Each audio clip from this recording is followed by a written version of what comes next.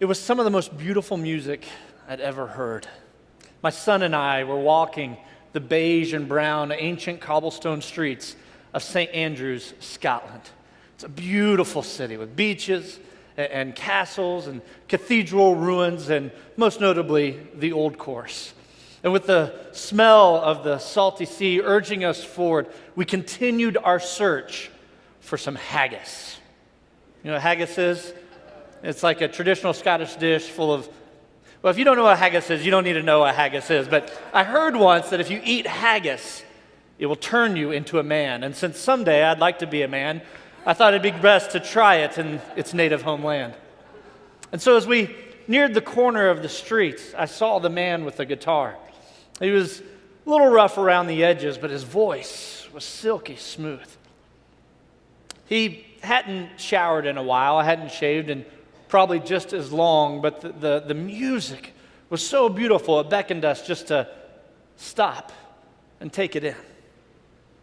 And after a while, I reached into my pocket and I pulled out a few British pounds, and they clinked together as I dropped it into the man's open guitar case. And as we continued walking, my 3-year-old son said, "Dad, why did you give that man money?" And I explained to him that the man was homeless and he needed some help, and so I wanted to try to help him.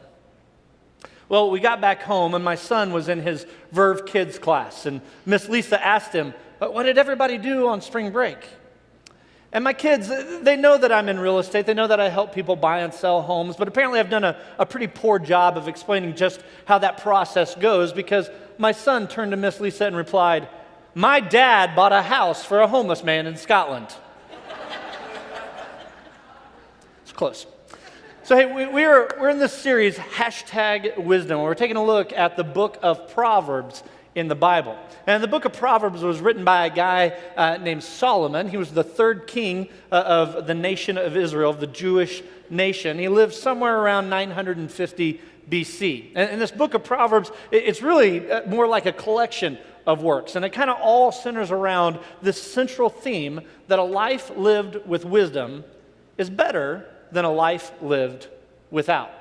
And so in the book of Proverbs, you're going to find teachings on the meaning of life, moral conduct. You're going to find ideas about a different behavior, the questions of values.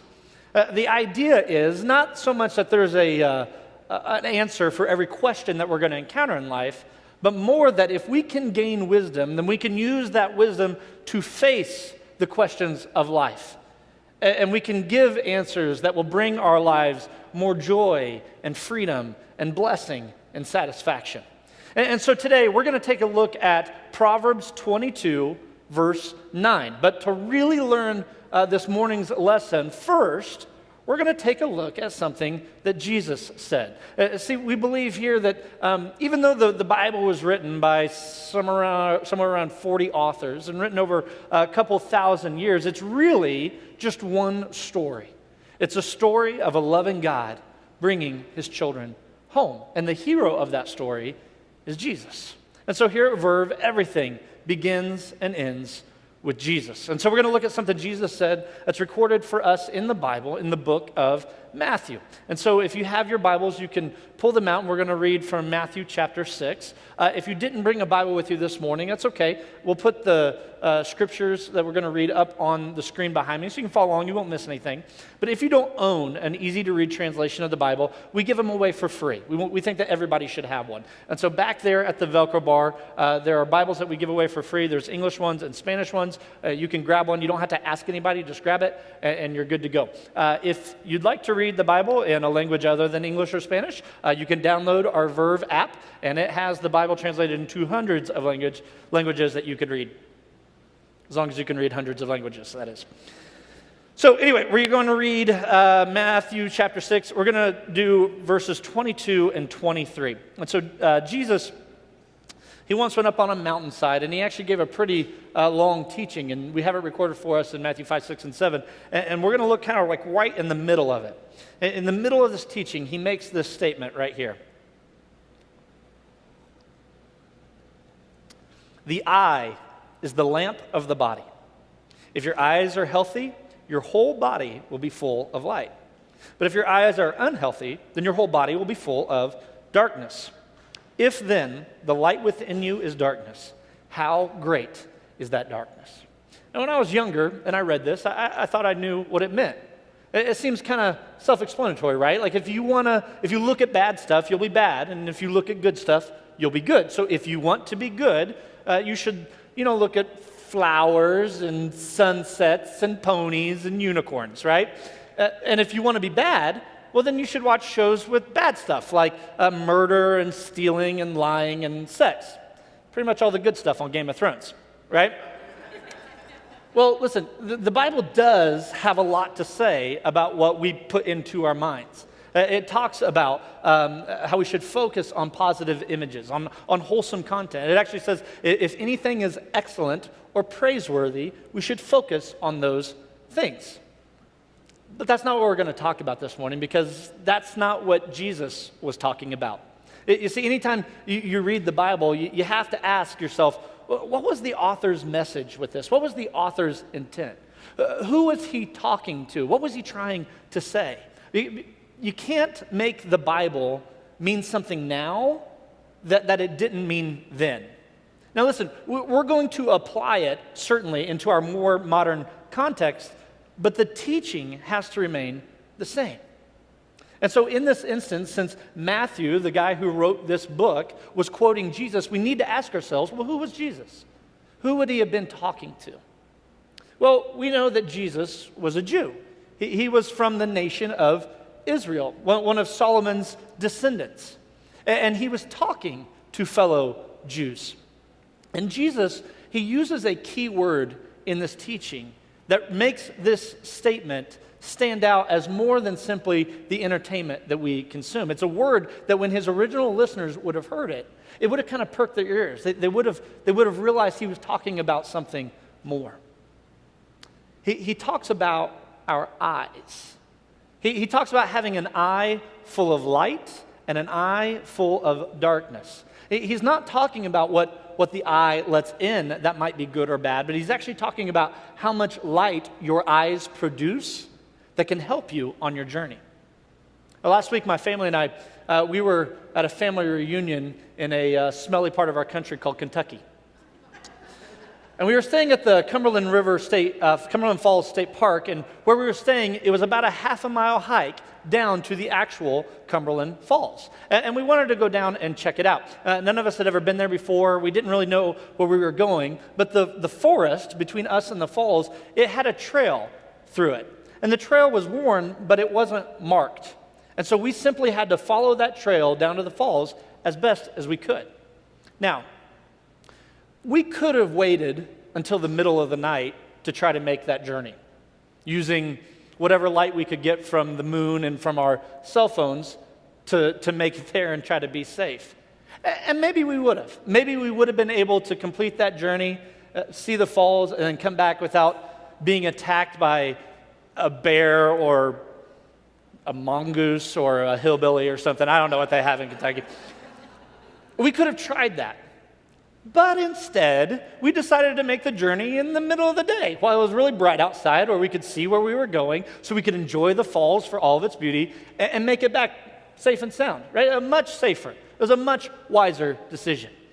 And I think that's what Jesus is talking about. He's saying you can go through life with eyes of darkness, unable to really see the path in front of you, or you can go through life with eyes of light that provide a lamp for your body, but they provide a light for your path. So what are these eyes he's talking about? How do you have an eye of light or an eye of darkness? Well, to get to the bottom of this, we need to understand Jesus' teaching the way that his audience would have understood that. And to do that, I need to teach you this morning a little bit about the Hebrew language, the language that the Jewish people speak. And as soon as Jesus would have said, your eyes are a lamp to your body, your eye is a lamp to the body, have eyes full of light, his original listeners would have been, yeah, of course. Because they would have connected it to teachings they'd have heard going to temple every Saturday. Teachings that the Jewish people learned for thousands of years and had written for them for thousands of years. The Hebrew word for eyes is the word iron or ayin. I have no idea. I'm not going to high up here because if I high too much, I might high on the front row, and that'd be bad. So, but the word ayin, the Hebrew word for eye, it actually begins with the Hebrew letter of the same name, ayin. This is actually what it looks like right there. And if you look at this word, it's kind of interesting because you can kind of say, I'm going to use a little laser pointer, try to. It has two eyes in it right there, okay? And this is a silent letter. It says that it sees but does not speak, okay? And so it's said that this eye right here, this is the evil eye, or what they call the ayin hara. Okay, and then, by the way, all this stuff I'm saying, it's probably pronounced very differently. But I was always taught if you say it with confidence, people think you know what you're talking about. So it's the ayin hara. All right, this one right here is the ayin tova. Okay, that's the good eye. And then these right here, these are the optic nerves that then take it to the brain, and that's how that letter works. Okay, and so when Jesus talks about having eyes full of light or eyes full of darkness, they immediately would have connected it to their scripture. Now, their scripture, it's the same as ours. It's the first part of our Bible, what we call the Old Testament. And the beginning of the Old Testament is what's called the Torah, or it translates to the instructions. And what they would have done is, the idea, I guess, is that humanity was pretty new. The Jews were pretty new to this idea of society. And so God gave them instructions. He gave them the Torah to how to build up a healthy and sustainable society and community. And so God gave them rules on how to protect the land. He gave them rules on how to persecute criminals. He even gave them rules on where to poop. It's true. And so many of the rules, though, that are in this Torah, that are in these instructions, a lot of them revolve around how to take care of the poor and needy in their society. For instance, there's rules that tell farmers, when you plant your fields and you go to harvest it, you have to leave a certain corner of your field unharvested. That way, once you're done harvesting, the poor can come in and they can harvest what they need, and that way they'll have enough. And if every farmer does this, then the needy of the area will be taken care of. Or maybe you were a vineyard owner or a winemaker. The Torah told you could only harvest your grapes and your olives one time. Once you did one harvest, you had to leave whatever was left, so that later on the poor could come and that they could have wine and they could have oil to help with food. And so in Deuteronomy chapter 15, which is the fifth book of the Bible, we find this teaching. It says, at the end of every 7 years, you must cancel debts. And this is how it's to be done. Every creditor shall cancel any loan they've made to a fellow Israelite, to a Jew. They shall not require payment from anyone among their own people, because the Lord's time for canceling debt has been proclaimed. You may require payment from a foreigner, but you must cancel any debt your fellow Israelite owes you. However, there need be no poor people among you, for in the land your Lord God is giving you to possess as your inheritance, he will richly bless you, if only you fully obey the Lord your God and are careful to follow all these commands I'm giving you today. For the Lord your God will bless you as he has promised, and you will lend to many nations, but will borrow from none. You will rule over many nations, but none will rule over you. If anyone is poor among your fellow Israelites in any of the towns of the land the Lord your God is giving you, do not be hard-hearted or tight-fisted towards them. Rather, be open-handed and freely lend them whatever they need. Be careful, here we go, be careful not to harbor this wicked thought. The 7th year, the year for canceling debts, is near, so that you do not show ill will towards the needy among you, your fellow Israelites, and give them nothing. They may then appeal to the Lord against you, and you will be found guilty of sin. It's saying, every 7 years, you have to cancel debt. You have to set people free. At the end of 7 years, you no longer owe me anything. Every 7 years, everyone gets a fresh start. Anybody in here got credit card debt? Anybody owe Sally Mae any money for their education? How would that feel? Be able to say, well, seventh year. Sorry, I'm done. So notice here, first of all, in verse 4, it says, there shouldn't even be poor people among you. Well, why is that? Because if you fully obey God in verse 5, they'll be taken care of. See, he's not just talking about these lending practices that he just outlined. He's talking about a way to make sure society is healthy, that everyone has what they need. He says, leave some extra. Be open-handed. Lend and forgive. Give away what you don't need. But if someone comes to the place where they need to borrow money, this verse says two things. First, it says, if you have it, you need to lend it. And second, it says, and don't take into consideration what year it is. You know, it might be tempting to think, well, it's year 5, and there is no way this guy's going to be able to repay this in 2 years. I'm not going to give him any money because I'll never get it back. It says you lend generously anyway. And this way, you don't show ill will towards them. Now, the word that the original writers of this used, it doesn't really translate ill will. It translates ayin hara, evil eye. It says, don't have an evil eye against your brothers and sisters who are in need. And this is what Jesus was saying when he talks about having an eye full of darkness, an evil eye. See, a person with an evil eye, they only look at the world for what it can do for them, for what they can consume from it. They would see this deal, and they would only want to do the deal if it benefited them, how they could take advantage of someone in need. And God warns us, don't be this way. Because if you are this way, if you are someone who has an evil eye against their brother and sister, what does it say? It says, they may appeal to the Lord against you. Now, you're like, ooh, I'm scared of that. Here's what that means. It's actually a very condemning statement. See, about 50 years before this verse in Deuteronomy was written, these Israelites were slaves in Egypt. They were the aliens. They were the marginalized. They were the ones being taken advantage from. They were mistreated, abused, and poor. They could never get ahead. They could never get out of slavery. And the Bible tells us that they appealed to God, and God heard their cries and gave them freedom, much to the expense of the Egyptians. So what this verse is saying is, if you are someone who has an evil eye, if you are someone who is being cried out to the Lord against, people are appealing to the Lord because of your evil eye, then you are just like the slave masters in Egypt. That when you are stingy and selfish, when you neglect the needs of your brothers and sisters, then you are the new Pharaoh. One of the central themes in the Bible is how we treat the needy, how we treat the marginalized, how we treat those who don't have enough, the neglected, the homeless, the inmate. And Jesus actually said, how we treat them is how we're treating him.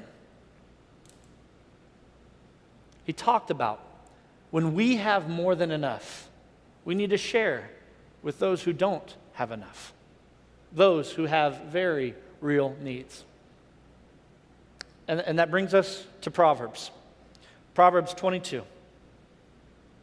It says, the generous will themselves be blessed, for they share their food with the poor. And again, we have a little translation issue here. It says, because the actual words that the author wrote that we translate generous are ayin tovah. Those with a good eye, those with a generous eye will be blessed. And notice, it doesn't say that God will bless them because they gave away their food. It says that they are blessed by the giving of their food. A better translation might be that he that is generous, he that has light in his eyes will thrive in life as a result of giving their food away. It's the actual giving of the food that is the blessing. It's the having the light in the eye that is the blessing. And so I see two practical, so that's great. All that teaching, cool, background, awesome.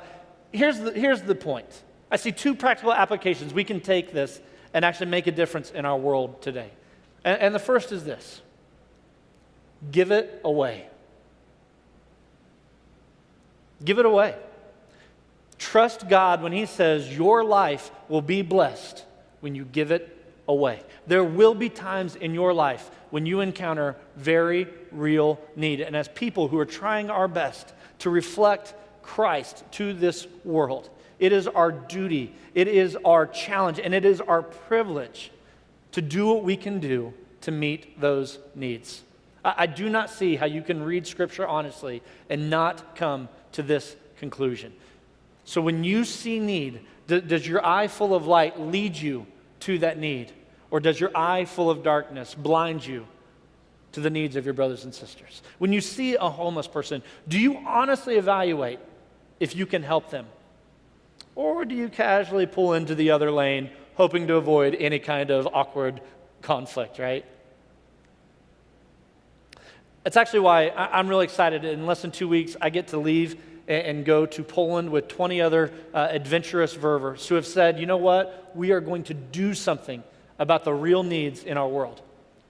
And maybe you're sitting there going, yeah, but Jake, I can't take a week off of work and go halfway across the world. That's fine. You know what? In October, we're going to Mexico. It's just a weekend. And we are literally going to be giving a homeless person a house. Your kids can actually say that about you, okay? We'll be building a house for a needy family in Mexico. You can do that. You can totally do that. And you might be thinking, I can't do that. I can't leave. That's too much. I've got kids. I've got responsibility. Okay, tell you what. Every Tuesday here at Verve, at that counter, we make peanut butter and jelly sandwiches for the homeless. The Guardian Angels program feeds the homeless every single week here at Verve, noon on Tuesdays. But I work on Tuesdays. Okay, when's the last time you've gone through your closet? When's the last time you evaluated the blessings you already have and how you may be able to use those to bless other people? My family more than once has opened our home to people who have needs, who need a place to stay, who need to be able to get back on their feet. You can do this. Now look, is this a complicated matter? Yeah, it is. It's talking about money and finances. Does that kind of suck? Yeah, sometimes it does. But what good is a life lived if we aren't pursuing joy and peace and blessing? And God tells us that if we want that kind of life, we need to have eyes full of light. See, this verse that we read from Jesus, it comes between two verses that actually talk about money. Here's this verse in context. It says, "But store up for yourselves treasures in heaven, where moss and vermin do not destroy, and where thieves do not break in and steal. For where your treasure is, there your heart will be also. The eye is the lamp of the body. If your eyes are healthy, your whole body will be full of light. But if your eyes are unhealthy, your whole body will be full of darkness. And then the light within you is darkness. How great is that darkness? No one can serve two masters. Either you'll hate the one and love the other, or you'll be devoted to one and despise the other. You cannot serve both God and money." And some of you might be thinking, of course, I haven't been to church in like 6 years, and you come here, and of course you're talking about money. This is all just a lead up. You're going to talk about the offering, and you're going to guilt everybody. No, listen. Having a good eye goes way beyond money. It's true. As a church, we need money to keep moving forward. But honestly, what's the point of moving forward if we aren't making the world a better place? If we, as the church, and listen, we are the church. This isn't these buildings, this isn't walls, it isn't a bank account. We are the church. If we as a church are not honestly evaluating the needs around us, what are we doing here? See, what I believe Jesus was saying is that there's two ways that we can look at the world. We can look at the world through an eye full of light, or we can look at the world with an eye full of darkness. And that actually leads me to the second application. Has something good ever happened to someone and your first thought was, why do they always get the good stuff? Right? Maybe you read on Facebook and they got a free trip somewhere, or their parents gave them a car free and clear, or they got the scholarship to go to school for free. Or maybe something good has happened to you and you're really excited about it, and you go to share with your friend, and the first thing you hear is, must be nice, right? Well, what happens when you hear that? Man, your joy just goes, right? When someone says that to you, it simply means they are looking at the world with an eye of darkness. They're looking at the world through the lens of scarcity, that somehow, if something good happens to you, it must have come out of this giant pot of good that's over here, and you got this big, massive scoop, and all that means is that there's less good to go around for everybody else. They can't celebrate your good because of their perceived lack of goodness. And so that leads us to, well, what does that mean about God? What do we believe about God? Is God a God of finite resources? What kind of world is this that he created? Is this a world full of plenty or a world full of scarcity? And look, I get it. There are some things on this earth that are of finite resources. There's only so much gold. There's only so much land. There's only so much precious metal. I get it. And so if you want to make your life a pursuit of those finite things, you can do that. But the Bible tells us that won't be a very blessed life. See, Jesus is talking about a deeper experience of meaning and of joy and of satisfaction in our world. And our joy and meaning and satisfaction, are those limited? Is there only so much of that to go around? You see, I believe by celebrating the generosity of our Heavenly Father, it will help us join Him in His generosity.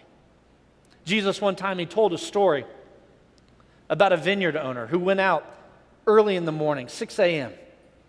And he said, hey, if anyone will come work for me, I'll pay you a day's wage. And some men came and worked for him. Later on, around 8 a.m., he went back out and he said, hey, if anyone can work for me, I'll pay you a day's wage. And some more people came and worked for him. Later on at 10, again at noon and at 2 and at 4, he went out, made the same offer to everyone, and they came and they worked for him.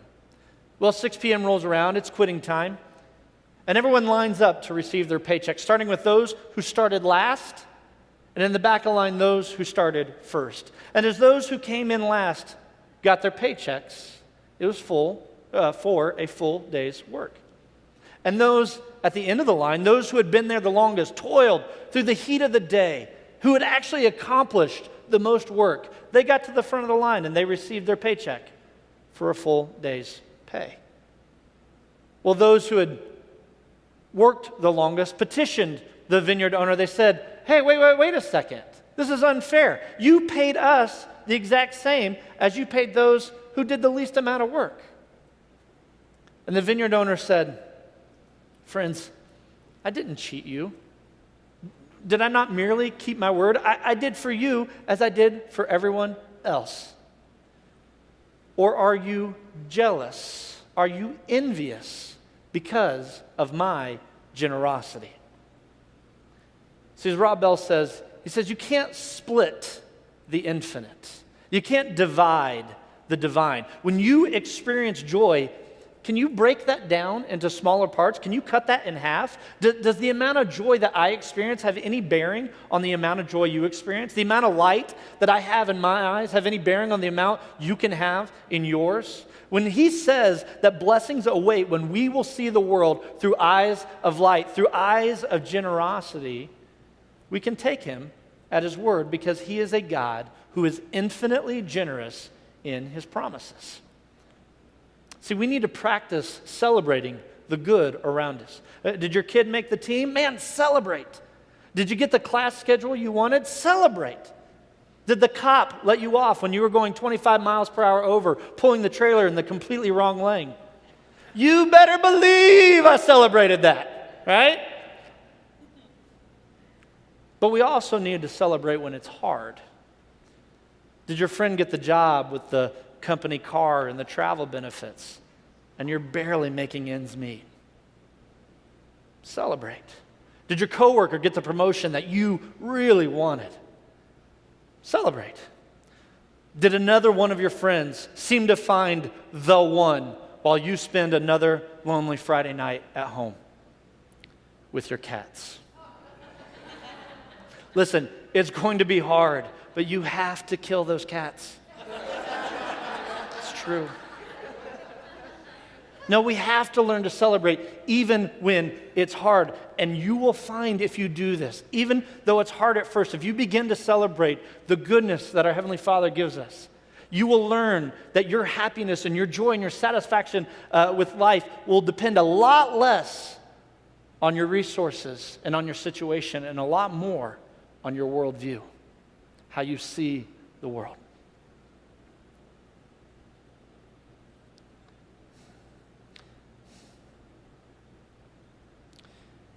This week we have been reminded just how broken our world can be. The events of this week, horrific events, have shown us that racial equality still has a very long way to go in our country.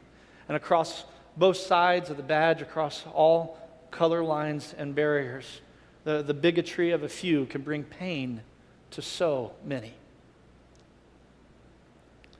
Dr. Martin Luther King was quoted as saying, "Darkness cannot drive out darkness. Only light can do that.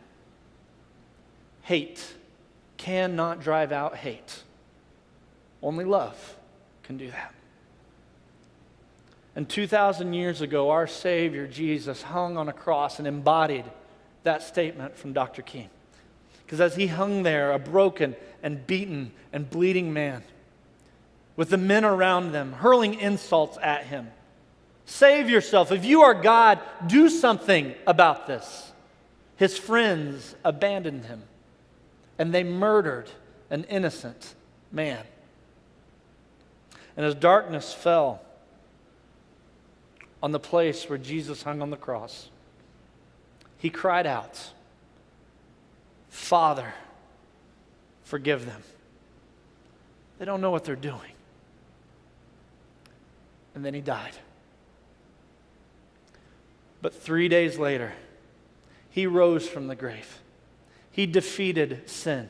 He defeated death. He defeated racism and bigotry and fear and hate. Love won.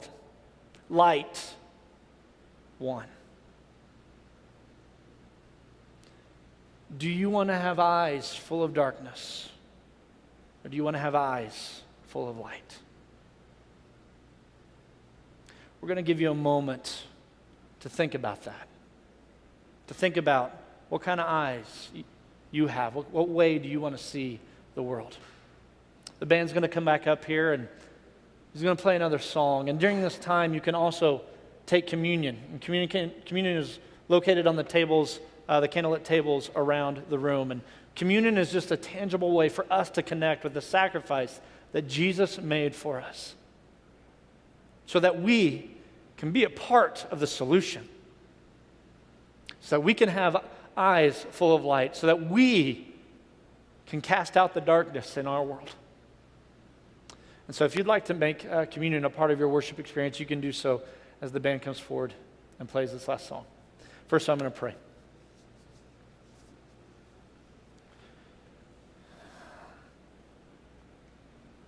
God, what an awesome privilege, but also sometimes what a heavy burden it is to be the bearers of light in this world. And God, it can be really easy sometimes to get sucked into eyes of darkness, to look out only for ourselves, to not trust you when you say that giving away is better, that giving away leads to joy and peace and blessing. That can be hard. But God, help us when we pursue those finite things to be reminded that we are loved by an infinite God, and a God who loves us infinitely. And God, may we pursue those things, that which cannot be divided, that which cannot be broken in two. May we pursue joy by being a blessing to others. Thank you for your Son, who came to this world so that we might have life, so that we could have light.